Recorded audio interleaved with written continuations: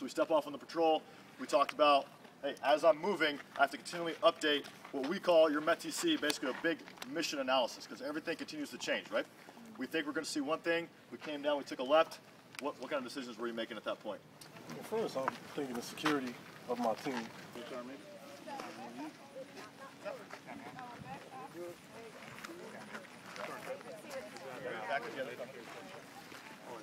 Gotta watch your gait. Okay, so Keith's looking up. He's analyzing his team. Hey, I think we're getting too spread out. I think we're going a little too fast. So he makes a decision, and he has to communicate that decision. So good, we're making little small decisions, and then we continue to move up the road here, and we hear explosions. Oh! What's going on, Keith? Keith, what's going on? Okay, we got some explosions going on. Looks like they're farther up to our north. People are screaming, Keith, we need to get up there and help them. We're here to help. How do you want to get up there? I need two of my groups. Stay here. Other two groups, let's move forward, see what's going on. What goes through your mind at that point, Keith? Safety of the unit first. Okay, so the safety of your Marines, your soldiers, whatever it may be. So everyone kind of did one of these numbers, like, okay, shit's about to get real. Okay? So everyone kind of froze. You know, if we were in a real situation, you probably would have been trying to hide behind something, getting as low as possible, all that good stuff, but you're wearing your nice clothes, so we didn't want to do that. So in your own decision-making process, you updated that METC, that mission analysis, like explosion, okay? Something violent just went on, and then you start hearing what? Screams. Okay, we start hearing screams. So now we know we have some kind of casualties farther up the road from us. Keith, what was your decision at that point? Well, I didn't want the entire squad to move up together. Okay, why not? Because we don't know who it was. Okay, so immediately Keith made a decision like, hey, I do not know what's going on up there. I don't want to risk taking my whole squad into an ambush or some kind of dangerous environment. So I'm going to make the decision, hey, I'm going to cut it in half right here. We're going to push up farther, update our situational awareness, and then I'll make the decision if we need to pull in my reinforcements. Let's kind of spread out a little bit. We don't know what's up in front of us. Next group, move forward. All right, Keith, there's a lot of... Okay, we continue to push forward. What was your next decision point? Once we got to the intersection and we start seeing people laying on the ground. I mean, you want to try and as quickly as you can. First of all, assess how many people are actually injured. Okay. At first, I could only see two, right. And I got a good update from one of the members of my squad that there was a third that I couldn't see. Right. So immediately assess what their situations were, but trying to be cognizant.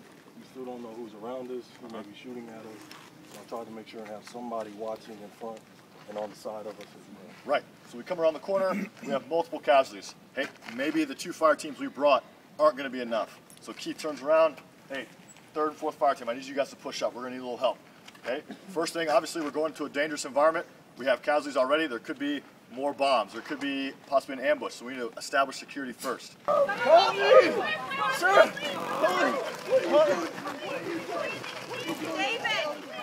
Okay, we got 3 casualties. All right, let's evac them. Okay? Yep, they got your mom. We're going to go get her now. Okay. Yeah, we got him. Take my wife!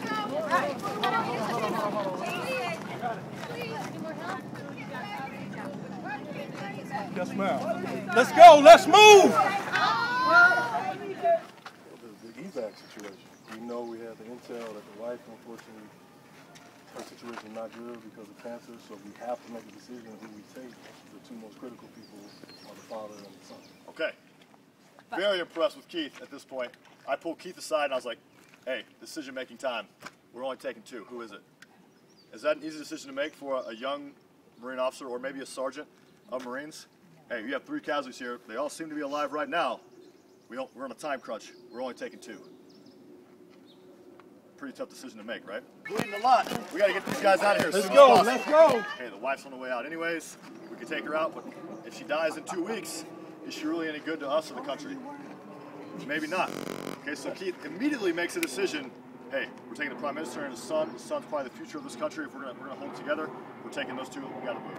I see my husband. Where's my son, please? Or you guys, as fire team leaders, or just individual fire team members, wanted to argue with Keith, like, no, I'm not leaving her.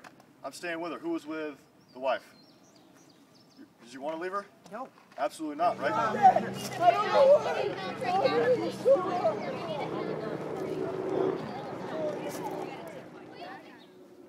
pretty tough decision to make, right?